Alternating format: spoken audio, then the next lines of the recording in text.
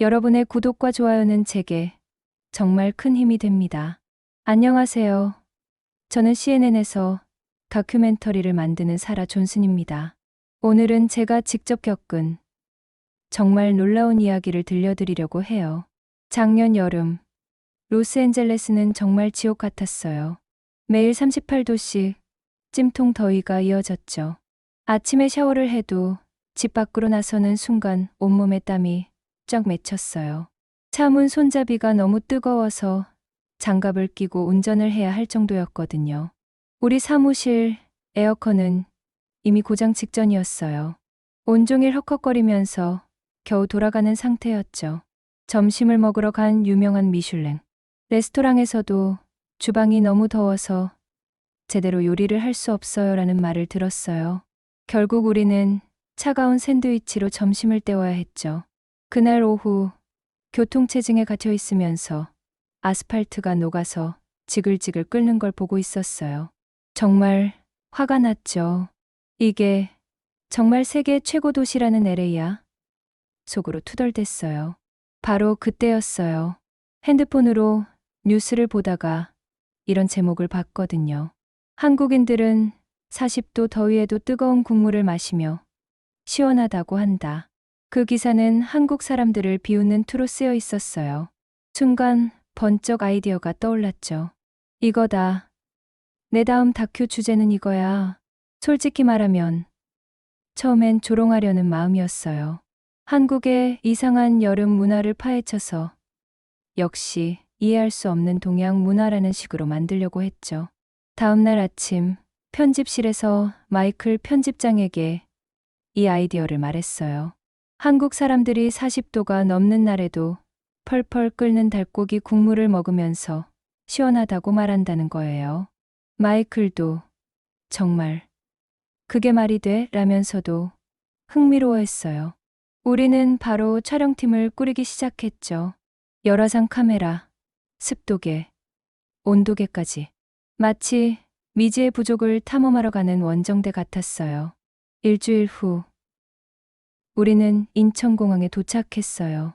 비행기 문이 열리는 순간부터 예상과 완전히 달랐어요. 바깥 온도가 36도라고 하는데 탑승구에서는 시원한 바람이 얼굴을 스쳤거든요. 입국장으로 들어가자마자 정말 깜짝 놀랐어요. 공항 전체가 22도 정도로 완벽하게 냉방되어 있었거든요. 화장실, 복도, 심지어 밖으로 나가는 출구, 근처까지 전부 시원했어요. 어떻게 이런 게 가능하지? 우리는 온도계를 들고 여기저기 재봤어요. 공항 곳곳에 설치된 디지털 온도계는 모두 22에서 23도를 가리켰어요. 에어컨 배치도 정말 과학적으로 설계된 것 같았고요. 우리가 생각했던 것과 완전히 반대였어요. 조롱하러 온 미국 다큐팀이 갑자기 어리둥절해진 거죠. 짐을 찾고 지하철역으로 향했는데 거기서 또 한 번 놀랐어요. 지하철 플랫폼이 완전히 시원한 거예요. 온도를 재보니 23도 정도. 전철이 들어오면서 차가운 바람이 확 쏟아져 나왔고 전철 안도 거대한 냉장고 같았어요. 탑승객들을 보니까 옷차림도 다양했는데 땀 한 방울 흘리는 사람이 없었어요. 우리는 서로 눈만 마주 봤어요. 완전히 계획이 틀어진 거죠. 다음 날 아침 종로의 유명한 삼계탕집 앞에 섰어요. 밖은 37도, 습도는 70%가 넘었는데 가게 안은 춥다고 할 정도로 시원했어요. 우리는 믿을 수 없겠지만 한국 사람들은 이렇게 더운 날에 펄펄 끓는 국물을 먹습니다라는 내레이션을 준비했어요. 가게 안으로 들어가자 손님들이 뜨거운 삼계탕을 먹으면서 이마에 땀을 닦으며 아, 시원하다라고 말하는 거예요. 저는 정말 귀를 의심했어요. 한국어를 조금 할 수 있어서 직접 물어봤죠. 지금 뜨거운 걸 드시면서 시원하다고 하시는 거예요? 옆 테이블의 아저씨가 미소를 지으며 고개를 끄덕이더라고요. 속이 답답할 때 이렇게 뜨거운 걸 먹고 땀이 나면서 속이 뚫리는 느낌이 들어요. 그 순간 저는 완전히 충격을 받았어요. 시원하다는 게 차갑다는 뜻이 아니었던 거죠. 막혔던 게 뚫리는, 답답했던 게 풀리는 그런 느낌을 말하는 거였어요. 옆에 앉은 아주머니가 더 자세히 설명해 주셨어요. 더위를 없애는 것뿐만 아니라 몸의 기운을 잘 돌게 하는 우리 전통 생각도 있어요. 차가운 것만 먹으면 배탈 나기 쉽고 갑자기 체온이 떨어지는 것도 몸에 안 좋거든요. 저는 할 말을 잃었어요. 조롱하러 온 자리에서 갑자기 겸손해지기 시작한 거죠. 촬영을 계속하면서 지하상가, 편의점, 24시간 가게들을 둘러봤는데 모든 곳이 완벽하게 냉방되어 있었어요. 새벽 2시에 들어간 편의점은 정말 도심의 오아시스 같았어요. 시원한 에어컨 바람, 따뜻한 음식, 각종 음료와 간식까지 더위를 피할 수 있는 완벽한 쉼터였어요. 저는 머릿속이 완전히 뒤죽박죽이 되었어요. 우리가 문명이라고 생각했던 많은 것들이 사실은 불편함과 고통을 당연하게 받아들인 건 아닐까 싶었거든요. 길을 걸어 다니면서도 계속 놀라웠어요. 지하도 상가는 완전히 다른 세계였어요. 땅 위는 찜통더위인데 지하로 내려가면 완전히 다른 계절 같았죠. 사람들이 여유롭게 쇼핑하고 카페에서 따뜻한 커피를 마시고 있었어요. 이게 정말 같은 지구야? 계속 이런 생각이 들었어요. 지하철을 타고 이동할 때마다 감탄했어요. 역마다 온도가 일정하게 유지되고 환기도 완벽했어요. 승객들이 옷을 여러 겹 입고 다니는 것도 이제 이해가 되었어요. 밖은 더워도 실내는 춥기 때문이었죠. 다큐 촬영의 마지막 날 한강공원에 갔어요. 35도 가까운 더위인데도 수천 명의 사람들이 돗자리를 깔고 치킨과 맥주를 즐기고 있었어요. 밤이 되자 더욱 신기한 광경이 펼쳐졌어요. 시원한 강바람과 함께 더위가 오히려 분위기의 일부가 된 거예요. 사람들이 더위를 즐기고 있었어요. 우리 가이드가 한 말이 정말 인상 깊었어요. 한국 사람들은 더위와 싸우는 게 아니라 더위와 함께 어울려서 지내는 거예요. 그 말이 제 마음에 깊이 박혔어요. 더위 속에서도 사람들은 웃고 있었고 가족끼리, 친구끼리, 연인끼리 행복한 시간을 보내고 있었어요. 더위가 불편한 게 아니라 여름의 정취가 된 거죠. 한강에서 치킨을 먹으면서 맥주를 마시는데 그 맛이 정말 특별했어요. 더위 때문에 더 맛있는 것 같았거든요. 시원한 맥주와 뜨거운 치킨의 조화, 그리고 따뜻한 밤 공기가 만들어내는 분위기.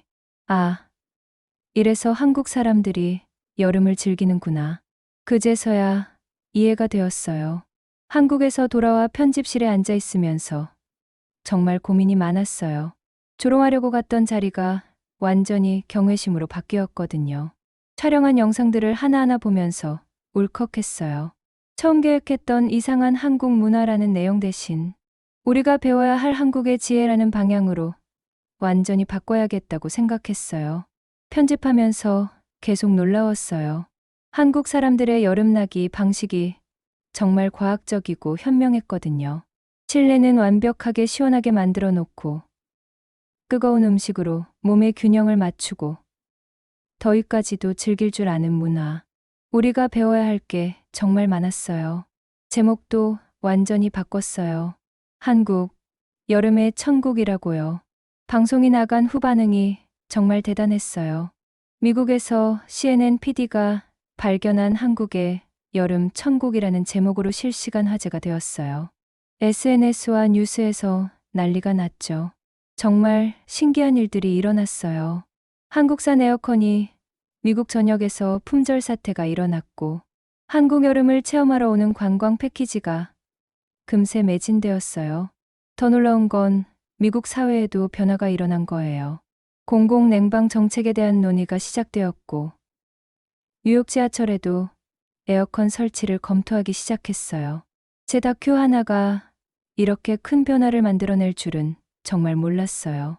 시청자들의 댓글도 정말 인상 깊었어요. 한국에 가보고 싶어졌다.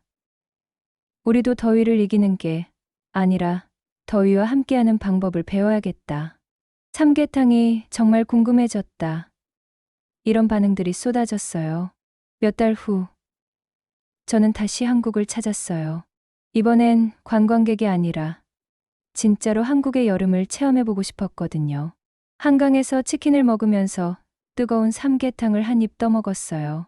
그리고는 자연스럽게 아, 시원하다라고 말이 나왔어요. 그 순간 정말 신기했어요. 그 말이 단순한 표현이 아니라 제 마음 깊숙이 들어온 진짜 언어가 된 거죠. 몸에서 땀이 나면서 속이 뻥 뚫리는 느낌, 막혔던 게 풀리는 느낌을 직접 체험한 거예요. 이제 정말로 이해가 되었어요. 한국의 편의점에 들어가서 아이스크림도 사고 따뜻한 음료도 샀어요. 같은 공간에서 차가운 것과 뜨거운 것을 동시에 즐길 수 있다는 게 정말 매력적이었어요. 지하철을 타면서도 계속 감탄했어요. 이렇게 완벽한 도시, 인프라를 갖춘 곳이 또 있을까 싶었거든요. 저는 더 이상 조롱하던 사람이 아니었어요. 배우는 사람이 되었고 겸손해진 사람이 되었어요. 한국이 제게 가르쳐 준 건 단순히 더위를 이기는 방법이 아니었어요. 더위에 대한 철학, 사람에 대한 배려, 그리고 인프라가 만들어내는 삶의 질에 대한 깊은 이해였어요. 시원하다는 한 단어 안에 이런 깊은 의미가 담겨 있다는 걸 알고 나니 다른 문화를 보는 시각도 완전히 달라졌어요. 우리가 이상하다고, 이해할 수 없다고 생각했던 많은 것들이 사실은 우리보다 더 깊은 지혜를 담고 있을지도 모른다는 생각이 들었어요. LA의 무더위 속에서 짜증내고 화내던 제 모습이 정말 부끄러워졌어요. 한국 사람들처럼 더위와 함께 어울려서 지낼 수 있는 방법을 찾아야겠다고 생각했죠. 제 다큐가 방송된 후 정말 신기한 변화들이 일어났어요. LA의 몇몇 한식당에서는 여름에 삼계탕 매출이 300% 증가했다고 하더라고요. 미국 사람들이 진짜로 뜨거운 걸 먹으면서 시원하다고 느껴지는지 직접 체험해보러 온 거죠. 뉴욕의 지하철에서는 에어컨 설치 계획이 정말로 추진되기 시작했어요. 시민들이 한국처럼 지하철도 시원하게 만들어달라고 요구한 거죠. 캘리포니아 주에서는 공공장소 냉방 기준을 재검토하기 시작했고 몇몇 쇼핑몰에서는 한국식 냉방 시스템을 도입하기도 했어요. 정말 작은 다큐멘터리 하나가 이런 큰 변화를 만들어낼 수 있다는 게 신기했어요. 한국을 더 깊이 알아가면서 정이라는 개념도 이해하게 되었어요. 더위 속에서도 함께 모여서 뜨거운 음식을 나눠 먹는 것. 그 안에 사람과 사람 사이에 따뜻한 마음이 담겨 있다는 걸 알았어요. 삼계탕을 혼자 먹는 게 아니라 가족, 친구들과 함께 먹으면서 대화하고 웃고 그 시간 자체가 시원함을 만들어내는 거였어요. 한강에서 치맥을 즐기는 것도 마찬가지였어요. 더위가 불편한 게 아니라 사람들과 함께하는 시간을 더 특별하게 만들어주는 요소였던 거죠. 이런 문화적 맥락을 이해하고 나니 한국의 여름이 정말 아름답게 느껴졌어요. 지금 생각해보니 한국의 여름나기 방식이 정말 과학적이고 효율적이에요. 실내는 완벽하게 시원하게 만들어서 활동하기 편하게 하고 음식으로는 몸의 밸런스를 맞춰주고 문화적으로는 더위까지도 즐거움의 요소로 만들어버리는 거죠. 우리 서구 사회가 더위와 전쟁을 벌이는 동안 한국은 더위와 협력하는 방법을 찾은 거예요. 이게 정말 지혜로운 거라고 생각해요. 자연과 싸우는 게 아니라 자연과 함께하는 방법을 찾는 것. 이건 기후변화 시대에 우리 모두가 배워야 할 중요한 태도인 것 같아요. 지금 이 글을 읽고 계신 여러분에게 묻고 싶어요. 뜨거운 여름, 여러분에게 시원하다는 어떤 의미인가요? 저에게 이 경험은 단순히 다른 나라 문화를 이해하는 것 이상이었어요. 세상을 보는 눈을 완전히 바꿔준 깨달음이었죠. 조롱하려고 시작한 일이 존경과 감탄으로 끝난 이야기. 편견을 가지고 갔다가 겸손함을 배우고 온 이야기. 한국의 여름이 저에게 가르쳐 준 건 날씨를 이기는 방법이 아니라 삶을 더 지혜롭게 살아가는 방법이었어요. 앞으로도 다른 문화를 접할 때 먼저 이해하려고 노력하고 배우려는 자세로 접근해야겠다고 다짐했어요. 이 이야기가 여러분에게도 작은 영감이 되었으면 좋겠어요. 우리가 이상하다고 생각하는 것들 중에 정말 아름다운 지혜가 숨어 있을지도 모르거든요. 이 영상이 재미있으셨다면 좋아요와 구독 부탁드려요. 여러분의 작은 관심이 저에게는 정말 큰 힘이 됩니다. 다음에도 더 흥미로운 이야기로 찾아뵙겠습니다. 감사합니다.